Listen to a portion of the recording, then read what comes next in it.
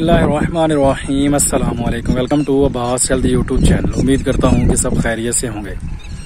तो गाइस, आज की वीडियो जो मैं आप लोगों के लिए लेकर आया हूँ, एक भाई का मुझे मैसेज आया था व्हाट्सएप पे। उसने रब्ता किया था अपने बेटे के लिए।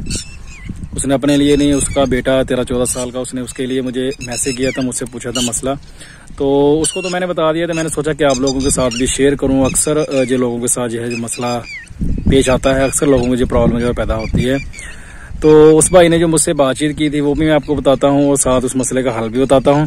तो उससे पहले नए आने वाले दोस्तों से रिक्वेस्ट है कि मेरे चैनल को सब्सक्राइब कर लें और साथ ही बेल आइकन के बटन पर क्लिक लाजमी करें ताकि मेरी हर नए आने वाली वीडियो की अपडेट आपको टाइम पे मिल सके। तो उस भाई ने मुझसे रब्ता किया। उसने बोला कि मेरा 13-14 साल का बेटा है, तो उसको एहतलाम बहुत ज़्यादा होता है।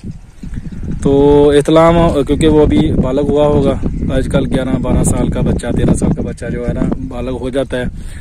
तो बालग होते ही उसको जो है एहतलाम का जो मसला जो है पेश आ गया।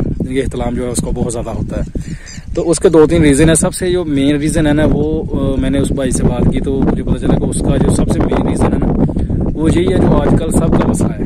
वो उन अकेले का नहीं है, सबका तकरीबन मसला है। वो ये है कि मोबाइल का ज़्यादा इस्तेमाल। तो 13-14 साल का है तो उसके पास मोबाइल है, वो बोलता है कि अच्छा मोबाइल है उसके पास। सारी बात अच्छा मोबाइल है तो घर में नेट वगैरह लगा हुआ है, तो सारी बात वाईफाई यूज़ करता होगा।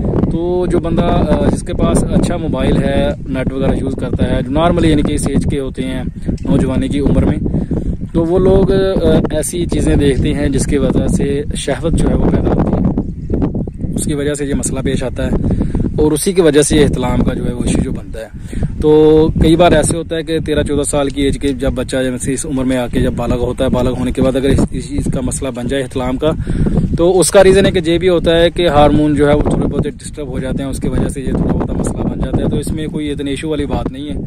तो बच्चे को थोड़ा सा मुस्बत रखा जाए, यानी कि मुस्बत कामों में डाला जाए, उसका जो ज़हन है थोड़ा सा बटा रहे, तो उसका जो एहतलाम है वो ऑटोमेटिकली कम हो जाता है। उसके लिए एक मेडिसिन के चक्कर में पड़ने की कोई ज़रूरत नहीं है। इस एज में अगर ऐसा कोई मसला बनता है तो मेडिसिन से बचें, मेडिसिन नहीं खिलवानी किसी भी ऐसे बच्चे को।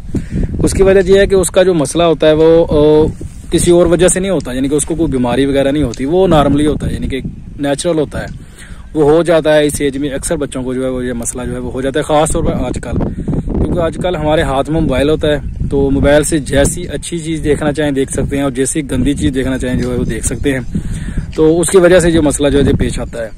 तो उस भाई को मैंने यही मशवरा दिया कि उसको इन चीज़ों से थोड़ा सा दूर रखें और उसका जो खाना पीना थोड़ा सा नॉर्मल कर दें। नॉर्मल से मतलब ठंडी चीज़ें खिलाएं उसको और ये फ्राई चीज़ों से उसको बचाएं। बच्चे क्योंकि इस एज में फ्राई चीज़ें बहुत ज़्यादा खाते हैं, तो उसका जो एहतलाम का मसला जो ठीक हो जाएगा। मेडिसिन में के चक्कर में पड़ने की मैंने उसको भी यही बोला था कि कोई ज़रूरत नहीं है। तो आप लोगों को भी यही बता रहा हूँ कि मेडिसिन के चक्कर में पड़ने की कोई ज़रूरत नहीं है। ठंडी चीज़ें थोड़े दिन इस्तेमाल कर लें और इसके साथ फ्राई चीज़ों से बचें। और अगर आपके पास मोबाइल है, आप मोबाइल का गलत यूज़ कर रहे हैं, तो इस चीज़ से बचें। तो इंशाल्लाह आपका अगर ये मसला है, जब आपके किसी बहन भाई, आपके किसी भाई के साथ, किसी आपके बेटे के साथ अगर ये मसला पेश आ रहा है इस एज, अगर इससे ज़्यादा एज भी हो, 15 साल, 18 साल, 20 साल, तब भी अगर उसको ये मसला आ रहा है, तो ऐसी चीज़ों से थोड़ा सा परहेज़ किया जाए तो ये मसला जो है वो खुद ख़त्म हो जाता है। तो ये थी आज की वीडियो। उम्मीद करता हूँ कि आप लोगों को पसंद आई होगी। वीडियो पसंद आए तो लाइक करें, दोस्तों के साथ शेयर करें, दुआओं में याद रखिएगा। मिलते हैं किसी ऐसी ही नई वीडियो में, तब तक के लिए अल्लाह हाफ़िज़।